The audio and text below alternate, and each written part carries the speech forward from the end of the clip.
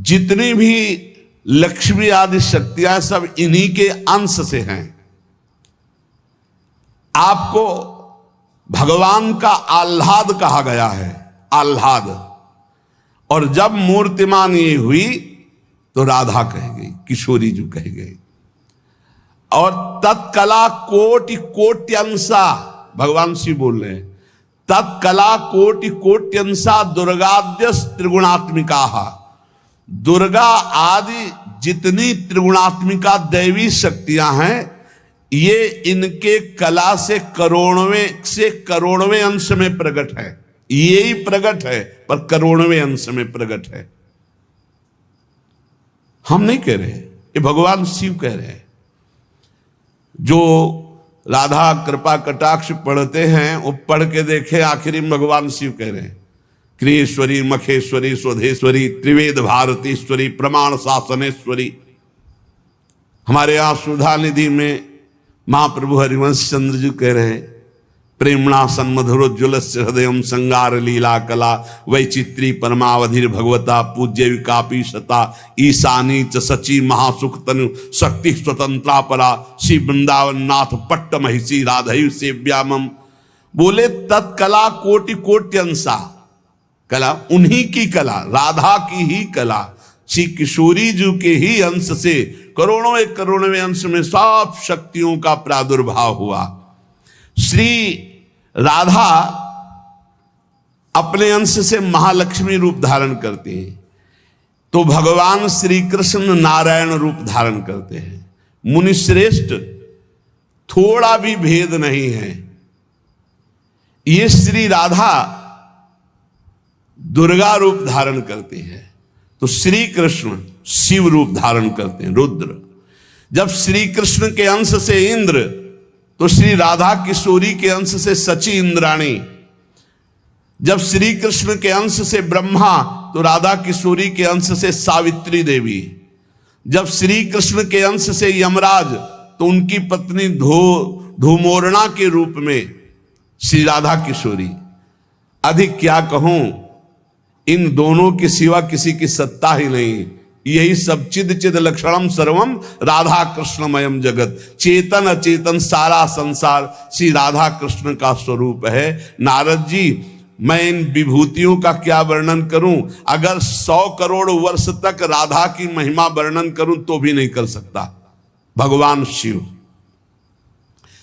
कुछ ऐसे भावुक जन हैं कि वो कहते हैं कि आप भगवान शंकर को श्री कृष्ण से छोटा कहते हैं, वो हमारे आराध्य देव, हमको चुभता है। देखो, जब तत्व की चर्चा होगी तो एक है, और जब लीला की चर्चा होगी तो वही एक विविध लीलाएं करता है, वही एक विविध लीलाएं करता है। रास में भगवान शंकर आए, अगर थोड़ा भी शास्त्र को पढ़े हो तो पढ़ के देख लेना। गोपी रूप धारण किया, रास में प्रवेश पाया, श्री कृष्ण चरण वंदना, किशोरी जी की चरण वंदना, और फिर गोपी रूप धारण करके रास में प्रवेश। अच्छा, कोई भी ये कैसे नकार सकता है कि भगवान शंकर की जटाओं में गंगा जी हैं, और वो गंगा जी क्या है, क्या आप नहीं जानते हो? गंगा तरंग रमणीय जो जटा कलापम गौरी विभूषित वाम भागम, भगवान शिव के लिए आता है। तो जो जटा कटा संभ्रमम भ्रमण नीलम पर निर्झरी जो विराजमान है गंगा जी, वो कौन है? गांगम वारि मनोहारि मुरारी चरण अच्युतम त्रिपुरारि शिरश्चारी पापापहारि पुना तुमा। देखो भाई, तत्व एक है, पर लीला में जब प्रारंभ होगा तो लीला में छुटाई बड़ाई हंसी मजाक, वो उनकी आराधना, वो उनकी आराधना। तत्व एक है। अभी आप यहां सुन रहे हो कि जब श्री कृष्ण शिव रूप धारण करते हैं तो राधा किशोरी दुर्गा रूप धारण करती, यही है, कोई और थोड़ी है। पर जब लीला की बात आती तो वही भगवान शंकर गोपी रूप, आज भी भगवान गोपेश्वर का श्रृंगार होता है गोपी रूप में। शाम टाइम जल नहीं चढ़ता, नथुनी बाला और सब चुनरी धारण करके भगवान शिव गोपीश्वर के रूप में विराजते हैं। भगवान शंकर गंगा जी को नेत्रों से भी रोक सकते थे, लेकिन जटाओं में धारण किया कि श्री कृष्ण का चरणामृत है, वामन भगवान का चरणामृत है, वामन के रूप में श्री कृष्ण ही है। प्राणाधिक प्रियतमा सर्वाभ्याः सुंदरी परा, सर्वयुक्ता च सौभाग्य भाग्नि गौरवान्विता। हमारी जो श्री किशोरी जो हैं, एक यहां बात ध्यान रखनी है कि एक प्रश्न और आता है सभा में, जब चर्चा होती है तो उसको सुनकर के लोगों के अंदर प्रश्न आता है कि शिव पुराण में लिखा है कि भगवान शंकर सर्वश्रेष्ठ है, देवी पुराण में लिखा है कि इन्हीं से सबकी उत्पत्ति है, आप गणेश महिमा को देखो तो यम ब्रह्म त्वम ब्रह्म, सब कुछ जिस पुराण को देखो उसी से सृष्टि हुई है। इसका मतलब क्या है? गलत है क्या? जब तुम शिव पुराण पढ़ोगे तो शिव तत्व से ही सबकी उत्पत्ति है, सब कुछ शिव तत्व है, पढ़े हैं। जैसे आप कहा भगवान शंकर ने चिद चिद लक्षणम सर्वम राधा कृष्णमयम जगत, ऐसे कहा गया है हे भगवती हे भगवान, आपसे ही सृष्टि प्रकट है शिव पुराण में, क्योंकि जितनी माताएं वो सब भगवती हैं और जितने पुरुष हैं वो सब हे भगवान शिव, आपका ही स्वरूप है। चराचर जगत शिव और पार्वतीमय है। भगवान का ऐसा लिंग प्रकट हुआ शिव जी का कि 100 कल्प तक ब्रह्मा जी उतरते चढ़ते रहे, पार न पाया।